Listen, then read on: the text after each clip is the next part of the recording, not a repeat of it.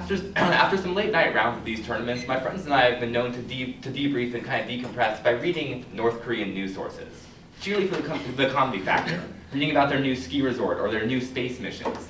It's funny, but when we actually look at the politics and how North Korea operates, we see that they're actually a rather logical nation in that regard. Their news sources, their propaganda is absolutely ridiculous, but their actual acts as a nation they haven't attacked anybody, and they're going to remain stable for the foreseeable future. I'm going to go down and respond to the case and then talk about a little bit more about the disadvantage and insolvency. Starting off with the case. So now first of all, I'd like to point out that subpoint A of powerful arsenal was actually dropped. I had a few responses about how it's a warning, not an attack, and there's no proof of the arsenal. There was no response to either of those points. They agreed that there's really no proof there's actually a risk here, and that they're only a warning. However, under subpoint B, the willingness to attack, under a propaganda point, they basically said we still need to be prepared. My first response to this is South Korea is preparing. South Korea is preparing. South Korea is deliberating of whether they need to prepare. They're deliberating the United States system, their own system, or no system at all. That's their choice. They should be able to make that choice on their own without the United States intervention. The second response is they dropped the warrants here. They dropped the warrants that North Korea is not a legitimate threat because of all the reasons I talked about. Because this is just propaganda, and how they're not going to attack. So they dropped the propaganda. They didn't respond to the actual warrants at that point. Under a point of nothing to gain, however, they said basically they're not necessarily rational. They're not a rational country. My response to this is propaganda is crazy, but the government is rational.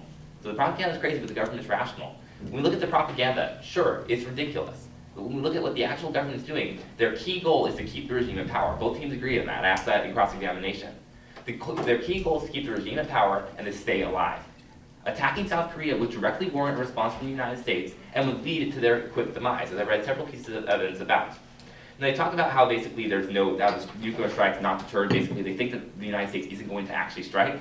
My response to this is of the U.S. Mutual Defense Treaty. The Mutual Defense Treaty. The United States and South Korea actually have a mutual defense treaty. Basically means if either nation is attacked by anybody, the other nation, so if South Korea is attacked by anybody, U.S. is going to intervene with equal force. If the United States attacks, South Korea will intervene. We have a mutual defense treaty, meaning that if North Korea attacks South Korea, we're bound to retaliate, and so we will retaliate. My second response to this, and this also applies to their subpoint C response of the mutually assured destruction, my second response is U.S. bases. U.S. bases. Also in South Korea, we have 28,000 troops stationed there. If North Korea was to attack, some of our U.S. soldiers would be it would be an attack on U.S. soldiers. That is a direct attack on the United States. That warrants an assault from the United States. So if they attack South Korea, we're bound by both our mutual defense treaty and the United States troops that we have there to retaliate. The United States will be retaliating against North Korea and wiping them off the map. It's for that reason that they are not going to attack, and we haven't seen any real reasons that show the government is willing to attack. All their evidence talking about how they're going to attack is saying that they'll attack if they're provoked, which is exactly what their plan's doing. In the status quo, we're not provoking North Korea whatsoever.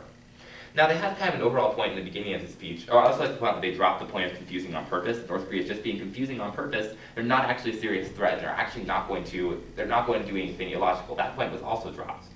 Now, their overall point about how normal countries don't threaten other countries with nuclear weapons, I'd argue that this is completely false. That actually every country on Earth, every major country on Earth has nuclear weapons, has nuclear destruction. Russia, China, the United States. We're all threatening each other with nuclear weapons, only if provoked. And that's a very peaceful system. That's exactly the situation North Korea is in right now. Now, moving on to the solemnity point, I have a couple of responses here. Under their no request and broad consensus, my response to both these is the need is irrelevant. The need is irrelevant. Now, they're going to come up in their next speech and talk about how much South Korea needs this system and how important it is. Fact of the matter is, the need is irrelevant. In a vacuum, we're just looking at North Korean threats and the South Korean military, we might say it might be a good system.